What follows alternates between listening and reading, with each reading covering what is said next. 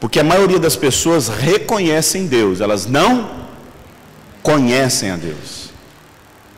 E o que é conhecer a Deus, amado? Conhecer a Deus é saber o caráter dele, quem ele realmente é e o que o caráter dele vai transformar a minha vida, de modo que a fé que eu tenho não é para que Deus venha até a mim. A fé que eu tenho é para que eu vá até Deus, eu me aproxime dele, de modo que aquele que se aproxima de Deus, a Bíblia fala. Então, maturidade é quem conhece a Deus, quem Deus é, quem Deus realmente é, sua natureza. Eu já ouvi pessoas falarem assim: sabe, Deus me revelou que Ele tem um propósito na minha vida. Ele tem um propósito, mas esse propósito não pode ser cumprido porque eu estou casado com aquele homem. Mas Deus falou para mim que vai matar esse homem. E tem um outro homem de Deus que Deus vai matar a mulher dele. Ela vai morrer num acidente de carro. É sério? Sério. E ela vai morrer, o meu vai morrer e, o dela, e a mulher dele vai morrer. E a gente vai se encontrar e a gente vai se casar. Nós vamos ser o maior casal de missionários no mundo. Eu já vi gente, uma vez eu estava comprando uma pamonha, aí tinha uma pessoa fazendo numa feira, e aí eu comprando a pamonha aqui, tinha uma pessoa que falou assim: ai, irmão, vocês falam uma coisa, eu estou na oração, ainda bem que você deu, eu prestando atenção, assim, e eu quero que a gente continue orando aqui, porque minha filha está atravessando o deserto do México. E ela está lá, a cada dia que a gente avança em oração, a cada dia que a gente vai para o segundo dia da campanha, ela consegue sair mais do México. Mas a gente vai pegar firme que a cada oração que a gente faz, ela consegue cruzar o México para chegar nos Estados Unidos lá com o coiote dela. Essa pessoa conhece Deus, meu irmão? Não conhece Deus. Amado, o nosso dízimo não é dízimo. Na maioria das pessoas, as pessoas não dão dízimo, as pessoas dão propina para Deus. Elas têm uma vida completamente errada. Aí elas vão lá dar um dinheiro para Deus aliviar a barra delas. Você já viu aquela coisa assim que parece que quando você está precisando de alguma coisa para Deus, é nessa hora que você tem que buscar mais? Eu não vou pecar porque eu estou precisando tanto daquilo, porque se eu pecar parece que Deus não vai me entregar. Então assim, essa semana eu preciso consagrar mais para eu conseguir o que eu quero. Meu irmão, deixa eu te falar uma coisa. Tudo que você faz para Deus que não é para conhecê-lo, se o que você faz para Deus, se você oferta, se você dizima, se você ora, é mais para Deus viabilizar uma coisa que você quer e não para conhecer o caráter dele, meu irmão, esse Deus não tem diferença nenhuma de uma entidade na macumba, de uma esquina, de uma encruzilhada, de qualquer lugar. De modo que tudo que eu tenho que fazer para Deus é para conhecer o caráter dele, é para conhecer o coração dele, é para entender o que ele pensa a respeito de mim, é para me relacionar com Deus. Maturidade é a capacidade de conhecer quem Deus é, a sua natureza, seu caráter, os seus atributos. Deus não muda. Grava isso aí. Teísmo aberto. Escreve essa palavra aí. Teísmo aberto. Teísmo. Não é ateísmo, não. É teísmo. Teísmo aberto. Escreve aí. Teologia relacional. Igreja do Senhor Jesus. Foge disso. Foge dessa ideia que as pessoas estão dizendo, que Deus é um Deus de amor, que Deus ama tanto que Ele desistiu de mandar o homem para o inferno. E foge dessa ideia de que Deus ama tanto você, que Ele abriu mão dos seus atributos para que Ele se relacione com você. De modo que Deus muda, de modo que Deus ele se arrepende, de modo que Deus ele é surpreendido por você, de modo que Deus é um ser completamente humano igual a você. Ele vai sofrer, ele vai se sentir rejeitado, ele vai se sentir extremamente carente e necessitado de você. O nome disso é teísmo aberto, o nome disso é teologia relacional. As pessoas conseguiram. Você está no seminário de maturidade, tá bom? A igreja evangélica no mundo se divide em duas linhas: calvinistas e arminianos. Calvinistas e arminianos. Todos esses dois lados creem na soberania de Deus, creem na salvação. A única diferença desses dois lados, calvinistas e arminianos, eles creem na graça, creem na vida do Senhor Jesus, creem na igreja, creem nos atributos de Deus, todos creem em tudo. Deus é onisciente, Deus é onipotente, tudo, todos os atributos, o caráter de Deus é isso, o caráter é isso, tudo. A diferença entre arminianos e calvinistas é que cada um acredita que Deus salva, mas cada um crê que a salvação é de uma forma. Uns acreditam que a salvação é de um jeito, que a forma como Deus salva não é assim. O outro acredita que a forma que Deus salva não é assim. 90% que calvinistas e arminianos acreditam é a mesma coisa. A diferença está em como Deus salva. O pessoal da teologia relacional, que é uma nova teologia que está aí no mercado, muda tudo isso. Eles mudam o caráter de Deus. Eles questionam os atributos de Deus. De modo que você precisa tomar muito cuidado hoje com aquilo que você escuta na televisão. Presta atenção. Diga comigo, ser maduro. É não acreditar em 90% do que eu ouço na televisão. Ser maduro é isso. 90% do que você escuta na televisão é lixo. Lixo.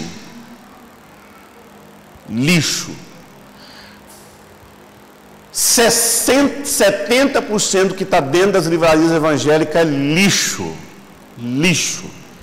Euripides, quais são editoras boas? Editoras boas, editora Fiel, editora boa. Pode ler os livros da Fiel. São livros bons, você pode ler lá que tem coisa boa. Mundo Cristão é bom. Mundo Cristão é da Batista, o Mundo Cristão? Eu não sei, qual que é o Mundo Cristão é de qual igreja? Eu não sei. A Mundo Cristão é bom. Mundo Cristão e Editora Fiel, são editoras boas, tem coisa boa ali. Mas a maioria dos livros hoje é lixo, meu irmão. Muita porcariada. Então você precisa entender que você precisa conhecer o caráter de Deus. O que é maturidade, amado? Maturidade espiritual é saber discernir e se submeter à voz de Deus e à sua vontade. Maturidade cristã é você discernir a voz de Deus, amado. Se eu colocar aqui os olhos da minha esposa vendados, se eu colocar os olhos da minha esposa vendados aqui, e aí colocar dois homens ali, eu e mais um outro homem vindo de chinelo na direção da minha esposa. Minha esposa só ouvia o barulho do chinelo. Vem um homem com o barulho do chinelo, e aí depois vem um outro homem, um deles sou eu, com o barulho do chinelo. Você sabia que minha esposa consegue, pelo barulho do chinelo, saber quem que é o esposo dela? Você sabe por quê? Por conta da intimidade. Então a intimidade, amado, é o que gera o conhecimento da voz de Deus. Eu só vou conseguir ouvir a voz de Deus se eu tiver intimidade com Deus. E intimidade com Deus, amado, não é ouvir tudo que você tem que ouvir. Intimidade com Deus é meditação. Intimidade com Deus é você ter tempo com Deus. Intimidade com Deus é você ter tempo com Ele. Quem aqui tem secretário empregado em casa? Tem algumas coisas que eu estou até adiantando aqui. Quando eu for falar isso, eu até falo, lembra aquela hora que eu disse isso? Quem tem secretário empregado em casa aqui? 1, 2, 3, é bom, né? 3, poucas pessoas, 4, mas presta atenção, escute. A sua secretária, a sua empregada, limpa seu quarto? Organiza sua cama? Alguns sim, mas a maioria não. Troca os lençóis da sua cama? Lava os lençóis da sua cama? Sim. Sua empregada tem acesso ao lugar da intimidade, mas a sua empregada tem acesso à sua intimidade? Então a gente acha que porque a gente está na igreja, a gente tem intimidade com Deus. Não tem, meu irmão. Não tem. A empregada, ela participa da intimidade do casal? Não, a empregada, meu irmão, a empregada, talvez o dia que você não está em casa, assim, ela quer tirar um bom descanso, sabe onde ela dorme? Na sua cama. Você sabe o que a empregada faz? Mas tem empregada que tem a capacidade de pegar a sua lingerie, levar para casa, usar, e você não sabe, ela vai lá e coloca na gaveta de novo. A sua empregada, algumas empregadas são capazes de usar a sua roupa. Elas usam a sua roupa, mas você não sabe que ela usou. Então ela pode usar o que você tem, mas ela não participa da sua intimidade. Então frequentar a igreja, frequentar grupos, amado, não necessariamente diz que você tem intimidade com Deus. Você está no lugar da intimidade, mas você não faz parte da intimidade. Lembra da Maria e da Marta? Lembra da Maria e da Marta? A Maria servia Jesus. A Marta, né? Eu sempre a Marta. A Marta servia Jesus.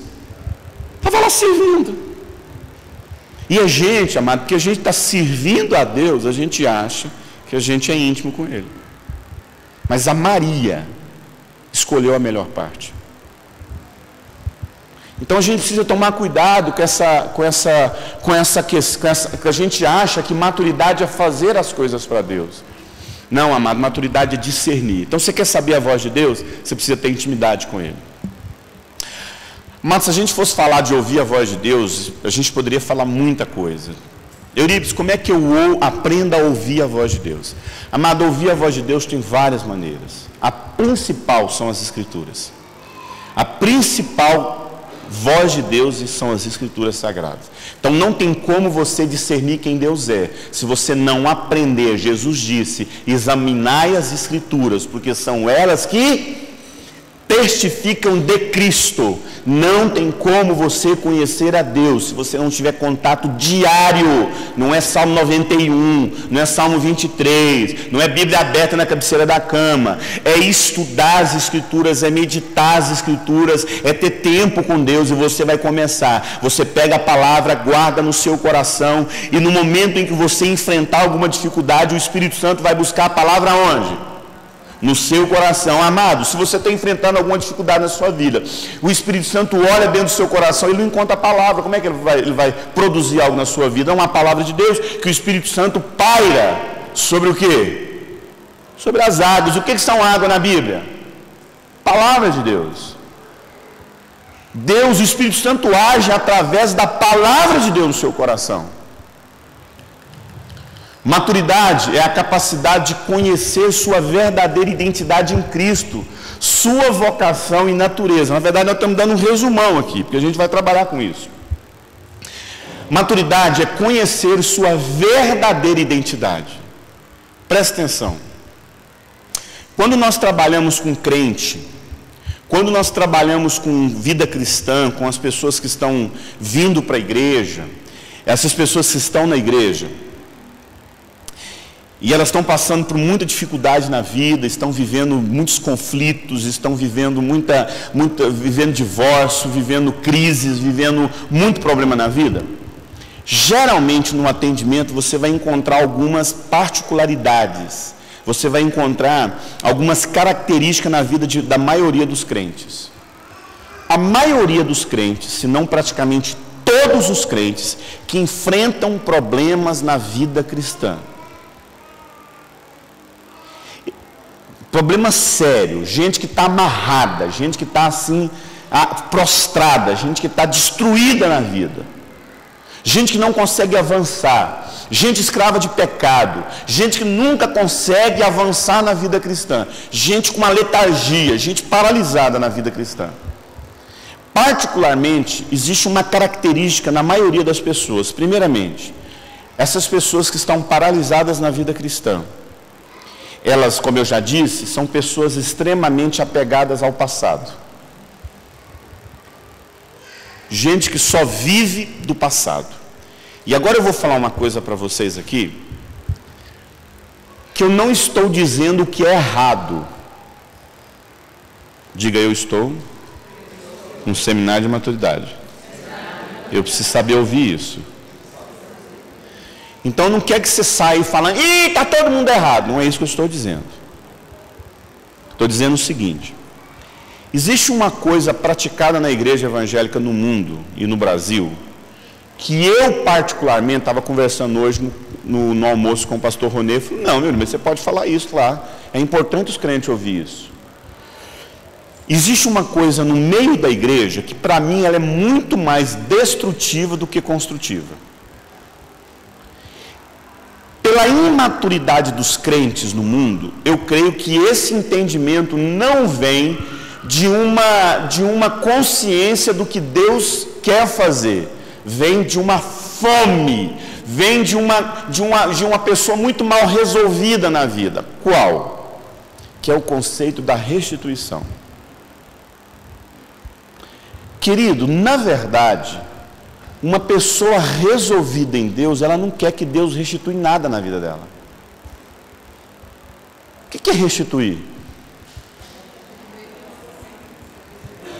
É pegar de volta o quê? E quem falou que eu quero? E quem falou que Deus quer te dar o que você perdeu? O que Deus quer te dar, meu irmão? O que você perdeu, algo novo. Então não é restituição, é redenção. Deus quer te redimir. Deus quer fazer com que você tenha uma mente renovada. Eu quero viver o novo de Deus, eu não quero viver o que eu perdi. Eu aprendi isso com a minha esposa. Minha esposa um dia para mim, quando a gente estava às vésperas do casamento, ela olhou para mim e falou assim: eu não quero que você viva comigo o que você não viveu na sua vida. Eu quero que você viva comigo o que você tem que viver na vida. Eu não sou um passado que você não viveu, eu sou um futuro que Deus tem para a sua vida. Por que as pessoas dão errado na vida? Porque elas estão sempre querendo que Deus restitua o passado. Eu quero saber que Deus restitui o passado mesmo, meu irmão. O passado é passado, Deus tem que restituir nada na minha vida. Então eu penso, por isso que eu estou falando, não estou dizendo que isso está errado, só estou dizendo que por conta de um bando de crente que só vive do passado, as pessoas pegaram essa doença de querer viver passado e deu outro nome para isso. O nome disso é restituição. Então, crente, meu irmão, crente doente tem essas características. Gente que vive do passado. Crente maturo, crente doente, é crente que outro traço marcante na vida de uma pessoa doente espiritualmente. Primeiro, vive. Segunda coisa que é característica de um crente doente, é uma pessoa que não conhece a sua identidade como filho de Deus. Ela não consegue entender isso. Não sabe o que é ser filho de Deus. É isso que eu falei aqui, ó. Maturidade espiritual é a capacidade de conhecer sua verdadeira identidade. Não sabe, a pessoa não sabe quem ela é em Deus. Ela sabe quem que ela é filho de Dona Luzia, do seu Joaquim, da Maria, é filho do Zé da Silva. Ela não sabe que ela é uma filha de Deus, um filho de Deus. E a gente quer falar sobre isso. Outro traço, outra característica de uma pessoa imatura, de uma pessoa doente, de uma pessoa que é travada na vida cristã. Presta atenção. É uma pessoa tomada por mágoas na vida. Muito ressentimento. Muita mágoa, muita amargura. Gente que não libera perdão para as pessoas. 3 coisas que são características de crente doente. Preso ao passado, não sabe que é filho de Deus e muita amargura na vida. E aí pecado, e aí conflitos, e aí tudo isso é fruto dessas 3 coisas. Preste atenção. Você tem na sua vida alguma dessas características? Então possivelmente você é um crente imaturo. Esse tempo atrás eu vi uma reportagem, eu estava no hotel. E aí eu liguei a televisão, estava passando aquele programa da Eliana, e aí estava uma entrevista com aquele homem lá, o da Praça é Nossa, Quem assistiu a essa entrevista? O da Praça é Nossa, é Carlos Alberto de Nóbrega. Eu fiquei extremamente triste com a vida desse homem. Um homem que está sozinho. Perdeu todos os casamentos da vida dele, nunca conseguiu manter casado. E ele falou com todas as letrinhas: eu não sei perdoar. Eu não sei perdoar. Eu não consigo perdoar quem erra comigo. Gente, isso paralisa a vida da pessoa. Isso paralisa, espiritualmente falando, a pessoa fica paralisada. Passado, falta de perdão e não há identidade em Deus, né? A maturidade espiritual é a capacidade de focalizar e cumprir o propósito de Deus na vida. Uma pessoa madura é uma pessoa que tem foco na vida. Uma pessoa madura é uma pessoa que ela entende o foco que Deus tem para a vida dela e ela quer caminhar nesse foco e ela quer caminhar naquilo que Deus falou com a vida dela. Amados, quando eu sei o que Deus tem para a minha vida e o propósito que Ele tem para a minha vida, você sabe os amigos que você quer ter, você sabe os livros que você quer ler, você sabe os compromissos que você quer fazer, e você não faz outra coisa que não esteja, que tudo que você faz tem que caminhar segundo o propósito de Deus na sua vida. Quando eu não sei o propósito de Deus, quando eu não tenho foco na minha vida, quando eu não sei o que Deus quer da minha vida, e agora eu preciso, em nome de Jesus, para fixar na sua cabeça, diga comigo: propósito não é só ser pastor, missionário. Propósito de Deus é aquilo que Deus me chamou para ser.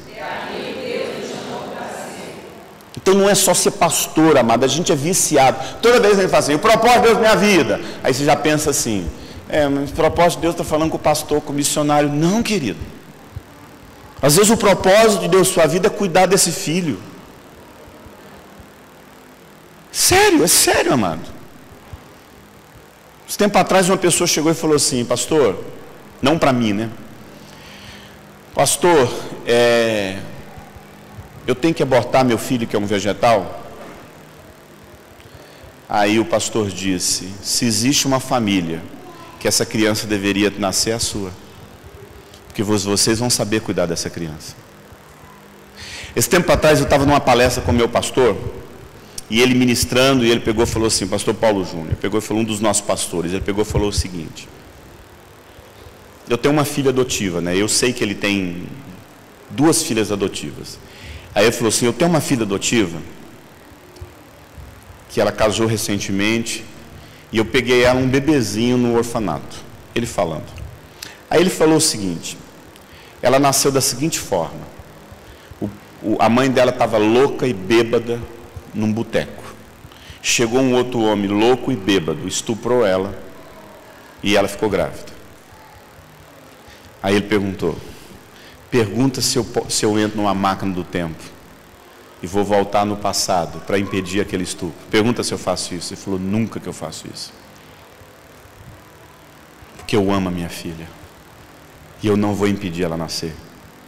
Talvez naquele momento, talvez naquela situação era impossível acreditar que estava nascendo a minha filha ali. Você está entendendo? Quando eu sei o propósito de Deus, quando eu sei o propósito de Deus na minha vida, até o sofrimento faz sentido, até as tragédias cumprem um propósito. Então, maturidade é alguém que tem propósito na vida. Pergunta em nome do Senhor Jesus. Eu estou contando isso aqui, não é para soberba, em nome do Senhor Jesus. Eu queria que vocês entendessem isso como um testemunho. Pergunta se eu e minha esposa se a gente receber agora uma proposta de um salário de 10 mil reais para pastorar uma igreja. Pergunta se a gente quer. Não queremos, porque esse não é o propósito de Deus para a nossa vida. Mas quando você não sabe o propósito de Deus, você fica vivendo de oportunidade. Você fica vivendo qual que é o melhor que você vai se encaixar. Quando eu sei o propósito de Deus na minha vida, eu focalizo. Isso é maturidade espiritual.